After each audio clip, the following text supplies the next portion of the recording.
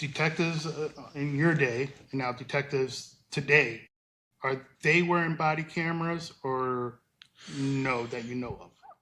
I don't know the answer to that, to be honest. Mm. I don't, we never did. Yeah, No, I mean, we, that's something by pretty the, new. yeah, by the end of my career, which was 2016, we were recording interviews, Mm.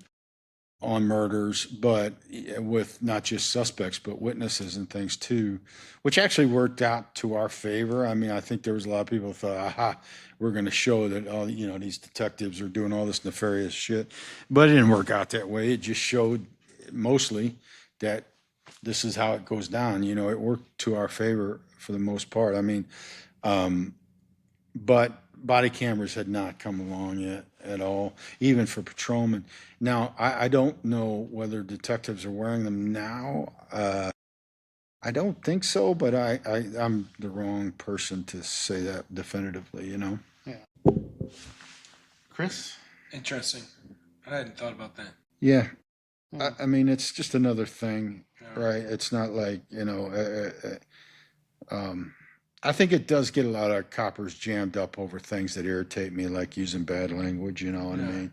Because ideally, you should treat everybody with respect and you should speak to everybody with respect. But I mean, when you get adrenaline takes over and you've been shot at or you've been punched or you've been Yeah. in this car chase, you didn't think you were going to survive or whatever, it's really difficult It'd to, be really difficult to control your emotions. right. I mean, Which Yeah. I would hope they would take into consideration. I'm not quite sure that's being done. I think this current superintendent is a very reasonable guy, which probably helps a lot. But I mean, um, anytime, like a lot of, we drive down the road, we get pulled over, and we're looking at that as, man, it's going to take like 15, 20 minutes. All right, give me the ticket. But the person on the other end, you know, and I'm not talking about the whole political can of worms of bad stops. It's a good stop. You've done something wrong. You get pulled over. But that policeman still has to approach that car uh, with with a very tactical mindset if they mhm. want to keep themselves safe, right? I mean, there's got to be a little bit of a anything can happen yeah, sort of mindset going into as you approach that driver's side or the passenger side.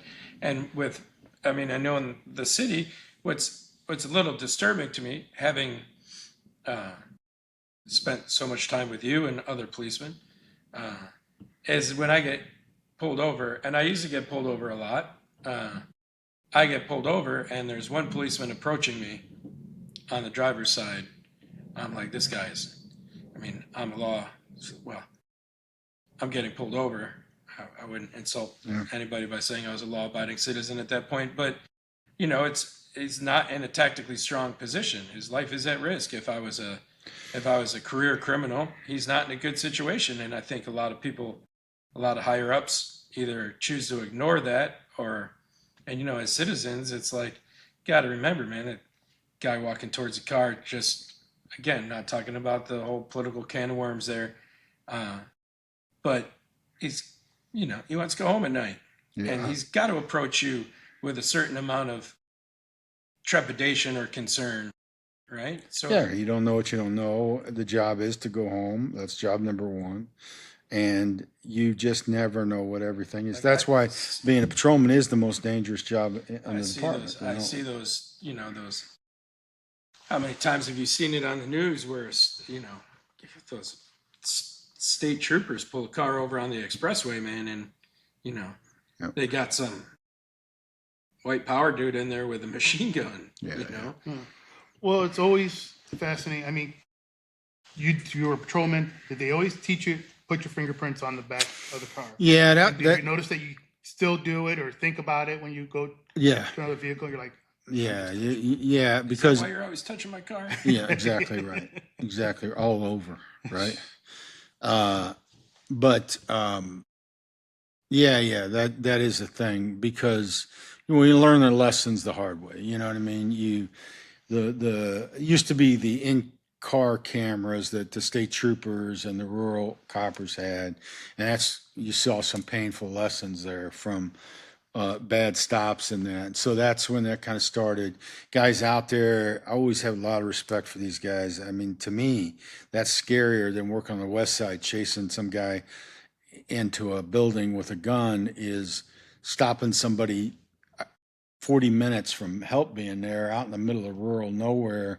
You know, I have a lot of respect for that, but that's kind of where that started. Like, and that is, if you know, for listeners that might not know, you know, you'll see policemen and stops. You watch enough YouTube videos, you see, and they'll walk up, they'll put their hand like on the tail light or something, then they're leaving their fingerprints. So if something happens, car gets caught down the road, they've left some evidence, and that's something that's always looked for. I don't know, something you just said made me think about this, but I find some men, you know,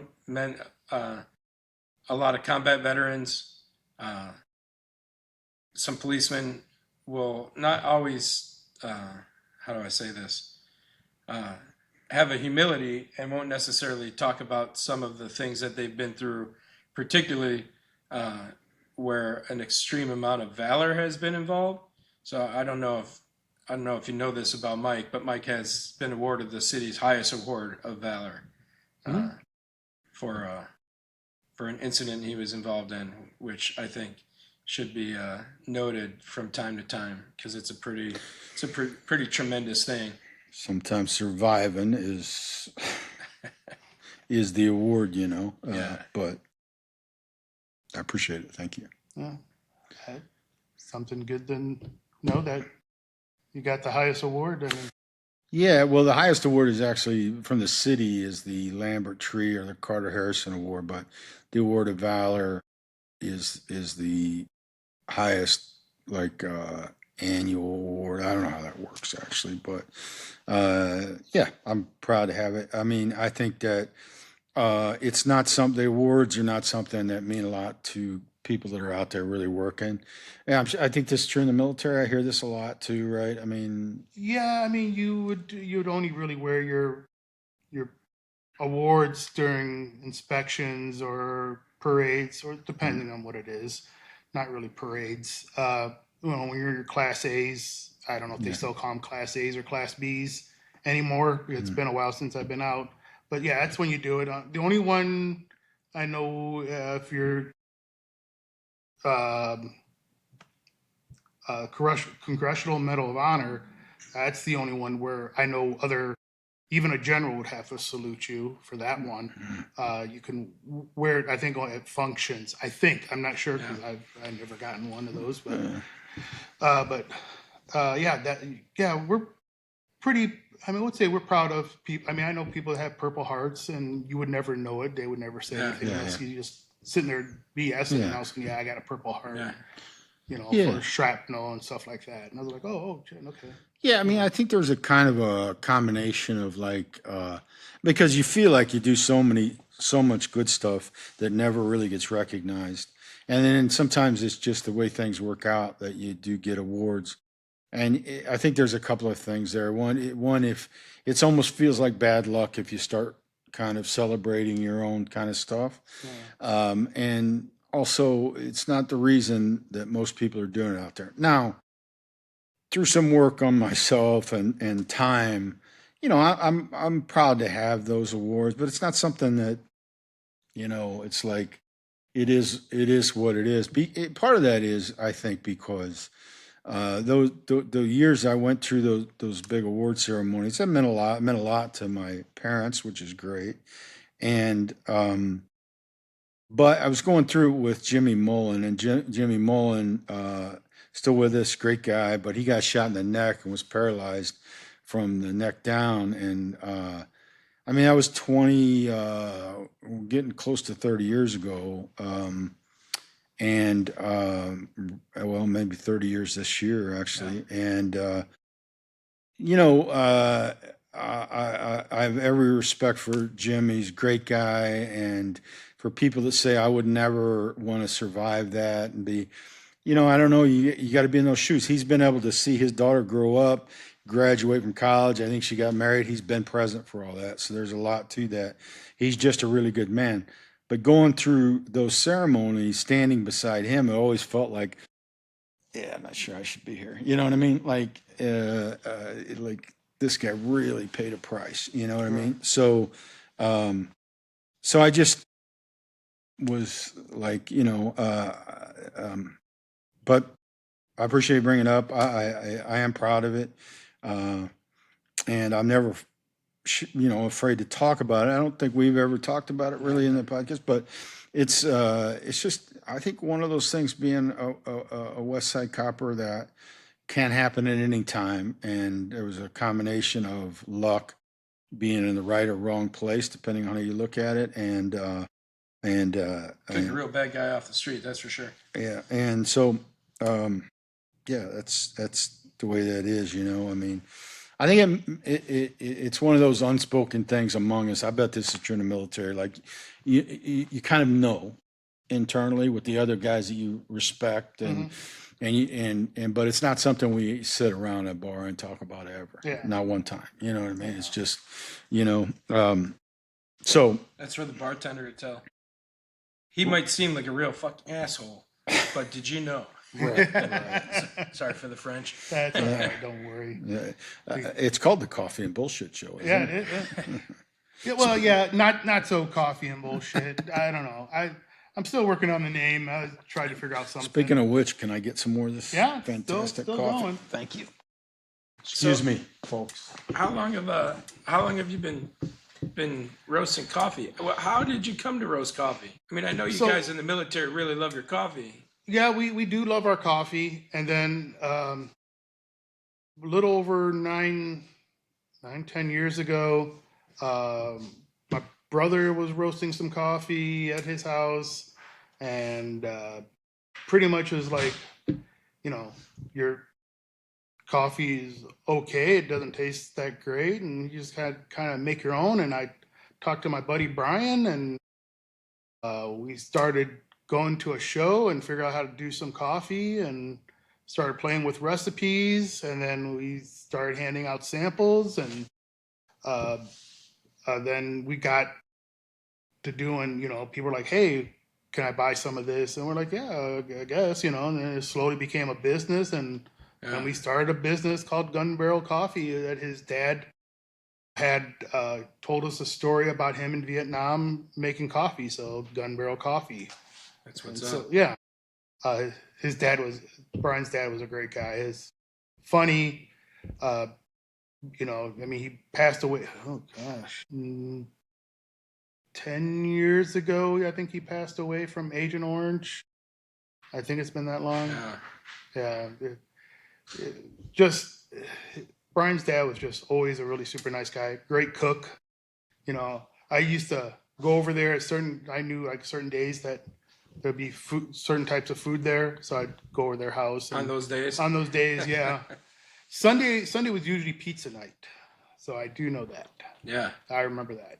Stop over there for some Rosati's pizza. Rosati's. Rosati's.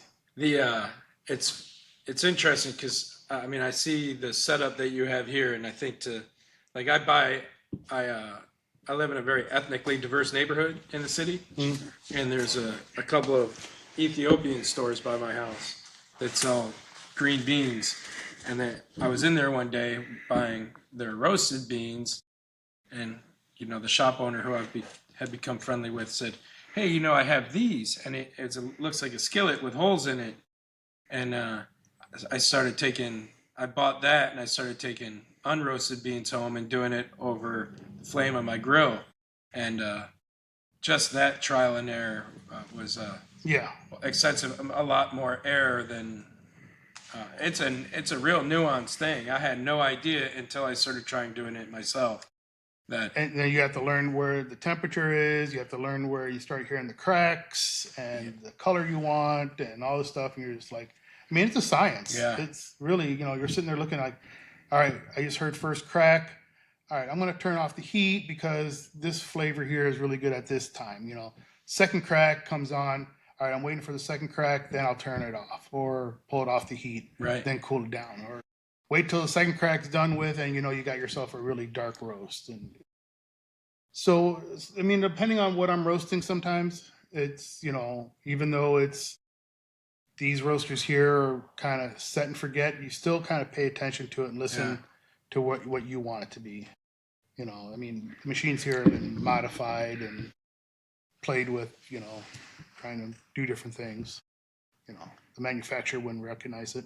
Yeah, right.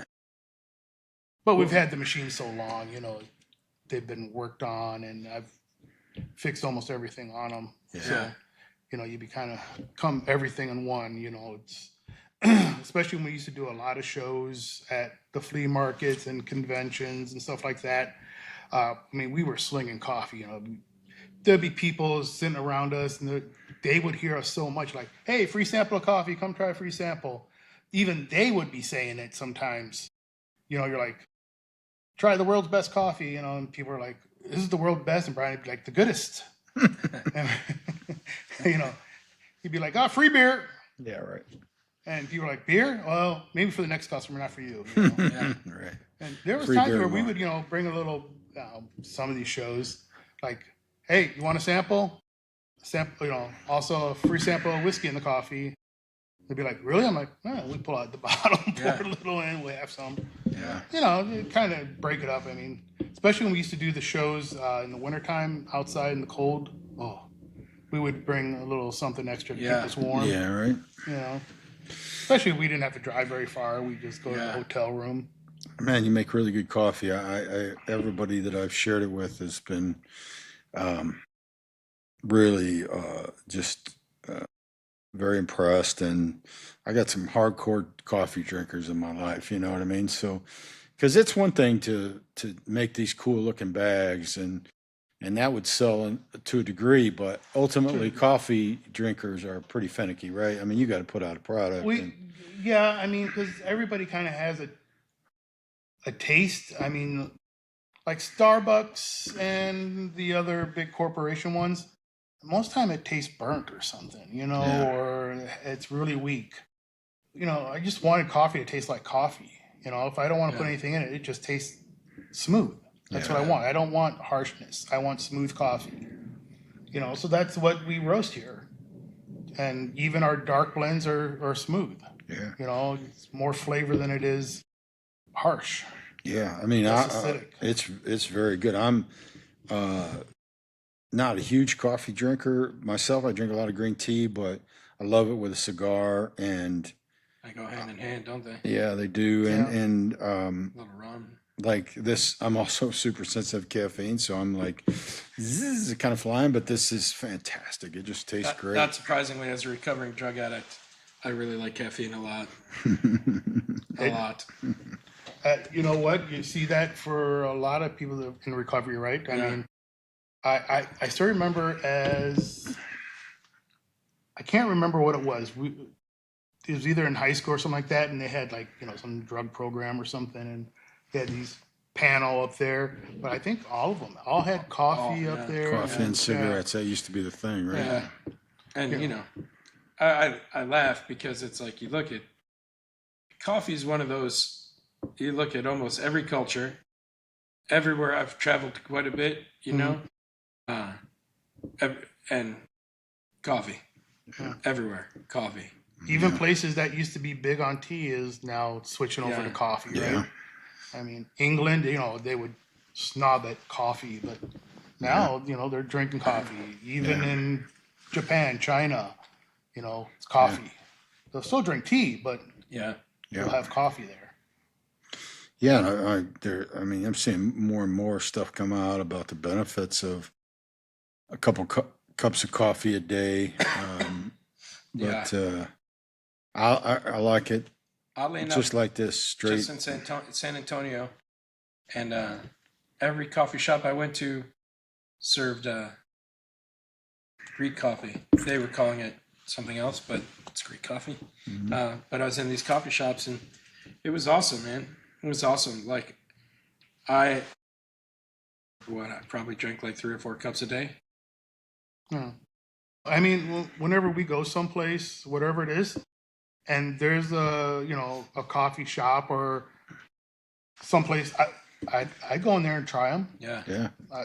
I'm not going to be a snob saying, "Oh, only my coffee." I'm like, I'm going to try all these different ones and combinations. I'll try it. I have, and sometimes I drink it. And I'm like, oh, thank you. Yeah, right.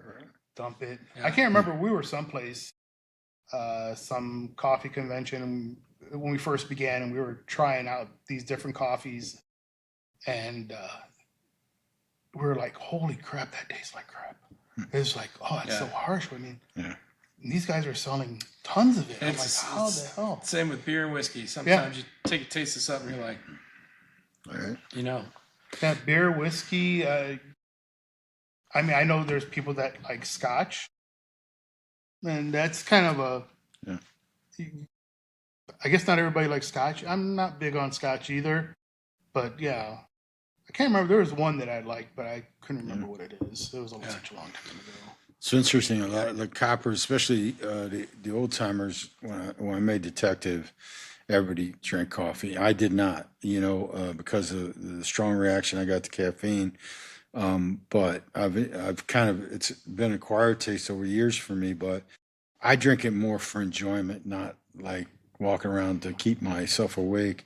But we had guys that were Dunkin' Donuts coffee guys, McDonald's coffee guys. Later on, you'd have some Starbucks people, but anybody from like the Vietnam era were like Starbucks. I mean, our guy Ray, he was like, how much? You know what I mean? Yeah.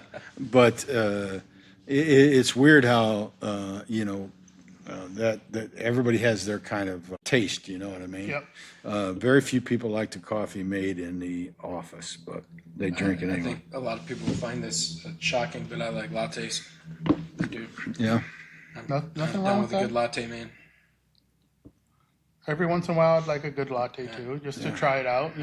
I'll make my own at home, and I can't remember. There was this one comedian.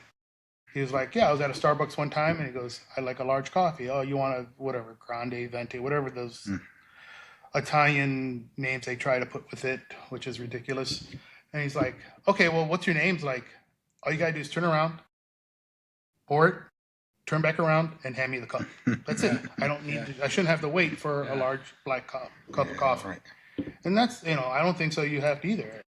People come here, they're like, "Oh, you got coffee?" I'm like, "Yeah, right over there, self-serve. Grab what you want. Prices are reasonable. $4 for a large cup." They're like, "Oh, okay." They're like, they like that. They're like, "Okay, cool. I can make it the way I want it." Because the only person who can mess up your coffee order is yourself, not me. Yeah. Yourself. Oh, you put too many creamers in. I didn't put those creamers in. You put those creamers in. Right. Oh, it's too much sugar. I didn't put it in there. You did. Thank you for the $4. And there's people that come in and they'll be like, "Can I get a cup?" I'm like, "Yeah, go ahead." They're like, "Oh, how much?" I'm like, "Just go. Don't worry about it." And then we have, like on Mondays, I do a free small cup. What's that going to hurt? Nothing. People come in, they want to try it, take a cup, go ahead. Yeah, that's nice. Yeah. Well, we've been here for quite some time. Yeah, man, I appreciate it. No Thanks for problem. having us Hey, out. thank It you was guys for great. coming out. You got Appreciate such a it. great shop, and Do you want to give a shout out to your bar? Or?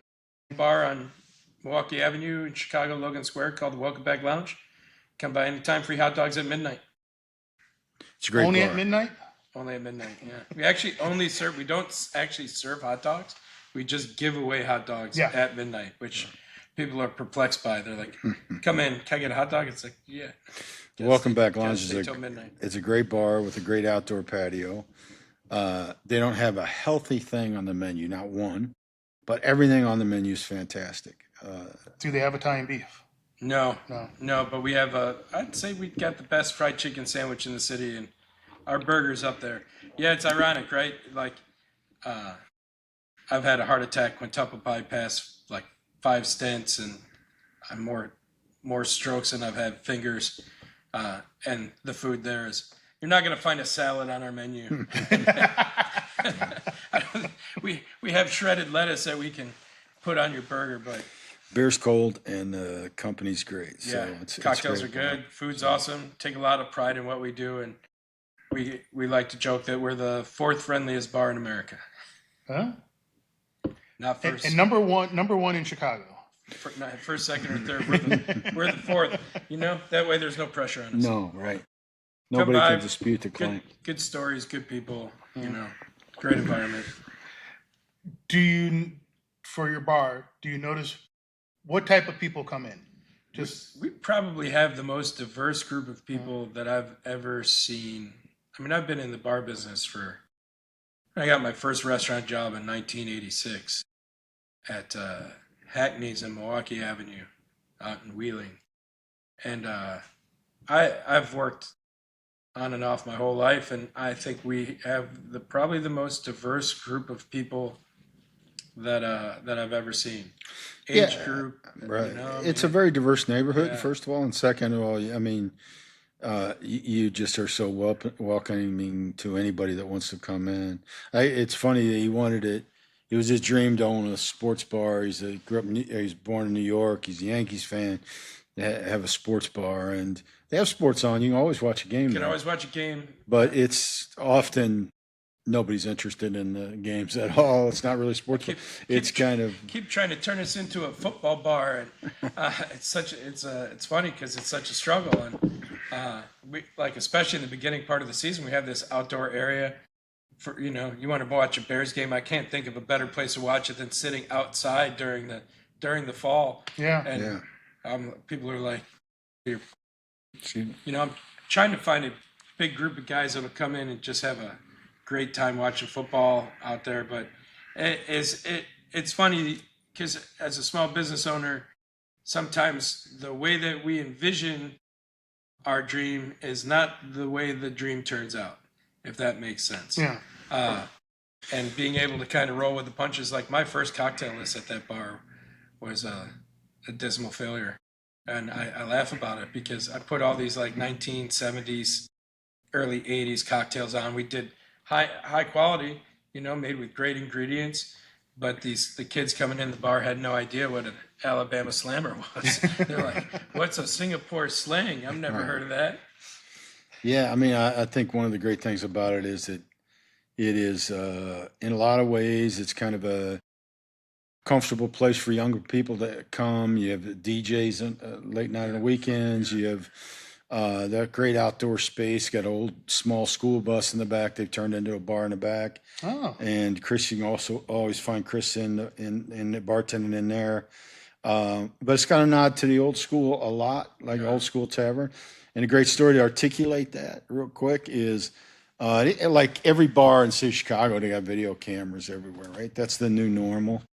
Probably insurance companies drive that, right? But I don't know which picture it was, but he's got great pictures all over the wall. Like if you sit at the end of the bar, it looks like you're sitting next to Andre the Giant because he's got a big picture of Andre the Giant right at the end of the bar. But he's got great pictures of his grandfather's bar, all these other things. But they're all like screwed to the wall or something. Yeah. But somebody steals one. What was it? They stole we had that picture of Mr. Rogers with his feet in the pool with I think it was With the African American copper. Yeah. Right, And, right. I mean, it's an iconic picture, right? It's taken during a very problematic point in America's history, a period of transition, and it's a white man and a black man sharing a foot bath, which seems so simple, but it was so hugely symbolic. Right. And on this last St. Patrick's Day, 2 kids ripped it off the wall and stole it, which felt like such a violation. And we went back and we found their picture, and we're going to. No, let me interrupt real quick. It used to be like the old school bars, they would do something, but usually it would involve some type of violence if they saw him again, right? Instead, they do something that is a nod to the old school, but I think more brilliant. Go ahead. We put their picture. We have a picture of them taking it off the wall, so we put that in the exact spot. So if they ever Have they ever come back? No, No. not yet. And They're in I've disguise. made a promise to not handle that old school way. But if you come in and there's a little bit of you in this business, right? Quite a bit. That bar, built the bar itself. I helped install the tin ceiling with my then general manager. The back bar was designed and fabricated for us. I helped install that. The picnic tables out back. I helped I helped build and spent days and days sanding the bus, helped fabricate the bus, deconstruct the bus, and build and rebuild it. So there's literally a lot of my own blood, sweat, and even tears in that space. I would rather knife fight 15 men than ever install a tin ceiling again, because I would probably come out with less cuts. Yeah, right. I'd bleed a little less, but Well, thank you guys for joining. Appreciate Thanks you for being having here. us, man. Thanks for having us. And thanks Thank for you. partnering up with us. We're very proud to stump for Gun Barrel Coffee on our show, because you're doing great stuff. I really appreciate what you do for vets and first responders, and the end game is your coffee's great. Everybody loves it. So that's we actually have that. What we have something in common, in that a huge part of our business is giving back to the community that we're in. So we do a Monday night bingo, and we do a different local charity every Monday night, every month. So every month we'll have a different charity, and we have this month it's for dog rescue or something. yeah, Right? people helping pets. And we have my partner Robert has a PR foundation and has given a lot of money to vets and first responders and no-kill animal shelters, and $1 of every. He's got a beer named after his dog from Midwest Coast, Screaming Mimi, and $1 of all of those sales go to this current charity. So it's important. I love that I love that part of your business plan, and part of what you do is giving back. I think that's a huge thing. All right, thank you. And since you're a bar owner, what's your taking on craft beers? It took me a long time to really learn this the hard way. And I'm going to catch flack for saying this. Just because it's local doesn't mean it's good. But I love a good story, right? And the thing about craft beer that I love is you get to know the people that are making the product, and you get to build a relationship with them, and it creates a connection and a sense of community that I think is invaluable. And in this world that we live in now, where that seems to be so hard to create, it creates a deeper sense of community, and it provides a story. I can tell a story about some of the breweries we have on there that I'm super proud to tell. Right. And I was a really big beer drinker when I drank, and which is why I don't drink anymore. And craft beer, like coffee, right, and whiskey, someone created that. Right. And the process of creation, I always like having that finished product and marveling at the fact that someone created this. It's like, for me, tasting your coffee, and this is gonna sound so trite, but tasting your coffee, drinking someone's whiskey, eating someone's food for me, is more interesting than looking at a great piece of art, because I think it is art, but in this particular case, I'm able to participate in it way more than I could. Like, I can't take the Sistine Chapel home. I could look at it for about 20 minutes, and I'll have that memory. Yeah. But like with your coffee or someone's food, it's something I can return to and build memories around over and over and over again. Yeah. And that's the thing, like with coffee, right? And I think a lot of people out there, listeners, can identify with this. You're out working on a construction site, and you go and you get, everybody gets their coffee, or you bring like a box of coffee. There's moments in time where you're sharing something, and that something becomes a part of the story that you tell as you go through life. Remember that time we were all sitting around tailgating, and we had that Gun Barrel coffee, and we were putting some Jameson in it, and and I think that those things, that way of participating, for me, is really fucking cool. Like True. be it in my bar, or serving at the many times that I've served certain beers. Like, I have a connection that with Lagunitas, it goes back to me being a teenager. I love telling that story. Yeah. We got a customer coming in here, Yeah. Gabriel Garcia Marquez. Well, let's call it quits. Let's and, go on quits. oh. All right. Hi, how are you? Thank you. How you doing today? Am I interrupting